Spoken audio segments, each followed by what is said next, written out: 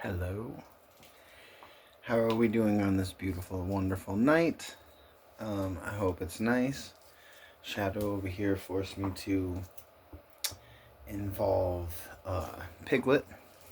So we got Piglet rocking, which I'm not sure if he's going to want to be part of this. It may be a little bit horrific for him. We are winding into the new year. I'm ready to wind back into videos. Afton's ready to wind back into some as well, although she wants to wait until after we're fully done Stranger Things. I don't have time to wait for that because I've got this movie coming out that I wanted to go see in the theater, which comes out this weekend. So, The Bone Temple. That's why I got the bones on the shirt. Somewhere. There's a skull on there. Skull! Yes, so, sorry, Shadow. I think she was sleeping and I woke her up. Quite rude of me. So 28 weeks later, I am going to do this as a nostalgia review, which means I am breaking my own rule because it came out in 2007, so it's not quite making the 20-year mark. That's okay. I need to slip it in somewhere and it doesn't fit into any of the categories that I needed it to fit into, so I'm going to fit it like Eminem fits words that don't rhyme together.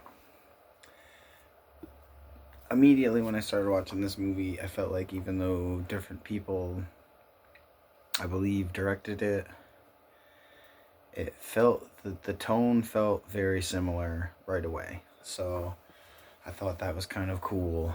I'm not sure exactly who did it, but it had like the brutalness, the quick, like, feeling of horribleness right away.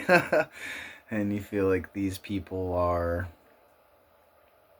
in a bad place. Of course, the United States by now has gotten themselves involved. They don't know what the hell they're doing. Inevitably, they're just screwing it up more. I don't remember Jeremy Renner being in this thing, but he is, and I thought that was kind of cool because I like him. He's a good actor. I did recognize the father and the children right away. Robert Carlyle, he was in Ravenous, which is another movie that I will be reviewing at some point. It seemed to me like they took the extra money that this movie cost. I want to say it was probably like double the budget, which was still a tiny budget. And when they spent it on cinematography. So I appreciated that because I thought in the first one that the camera work was probably the weakest part of it.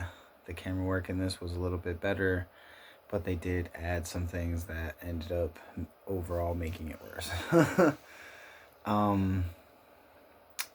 Seeing a sniper watching people through their scope is unnerving, and when I did see it happening, it made me wonder, how many times does that happen? Do you think that happens a lot? Because if it does happen a lot, that's crazy, and we gotta be careful to probably not do things like that when we're at work. Military peeps, I hope that's not going on too much. Maybe through the scope, but definitely not with your finger on the trigger. The actual family unit in this, which does have a family unit, it feels less like a family than the manufactured one in the first movie. So I think that is a testament to the power of acting, And then on top of that, in the first film, like, characters were likable. So not so much in this. Like, I mean, you abandon your wife. If you're the type of person that would abandon your wife, me and you aren't really on the level, because I wouldn't even abandon your wife if I just saw her and having a problem like that. Like, I would try to save her life. I don't even have to know her.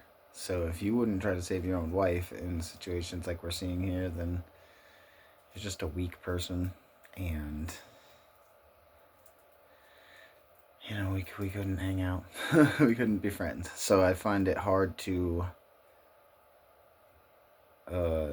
meaningfully relate to, I guess, what you would consider, like the main character. Now, although this is definitely a lesser film than the first one, it's got a fair amount of CGI. Although it isn't the worst CGI, it sucks compared to like the overall practical effects they used in the first one. The spots where it was glaringly obvious, it was pretty shitty. So, not only that, but there was also inconsistencies that you noticed with the rage. Are you itchy? Are you itchy, Bubba? Oh my gosh. Let me scratch you right there. Hold on. Is that okay? Does that feel better? Does that feel better? I love you, Bobby. Yeah, you're a good one. Okay. I guess she had an itchy eye. So, they have these inconsistencies with the way the rage works. Like, sometimes the thing can smash through a ceiling and then all of a sudden it can't break through a car window and you're like, what?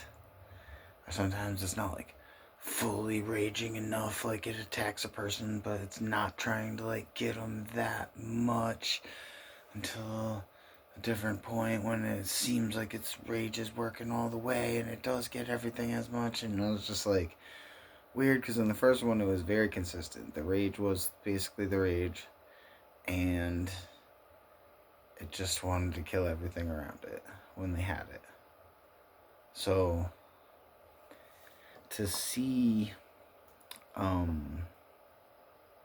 mean, I guess they did have a symptomatic woman, so maybe they're working it into the story for the last one somewhere. But I'll be watching the other one tonight. I'll be doing a review on it before the weekend comes, because I'm going to go watch the fourth one in the theaters. I haven't found anyone weird enough to go with me yet, which is pretty normal for the movies I go to the theater to see. I am a strange one. This movie is not great, but I'm still glad they made it, because it worked itself into the lore of the story. Between the lack of real humanity and the true depths of the depravity of the actual, I don't know, like,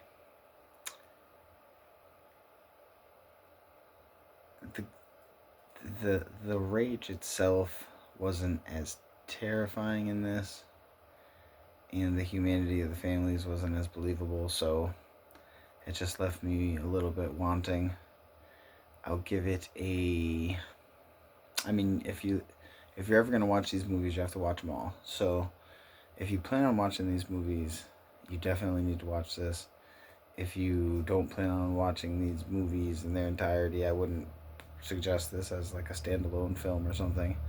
If you weren't planning on watching them all in their entirety, I still would watch the first one, because it's, even if you just ever watch that and left the rest of them, that's a standalone film that really works.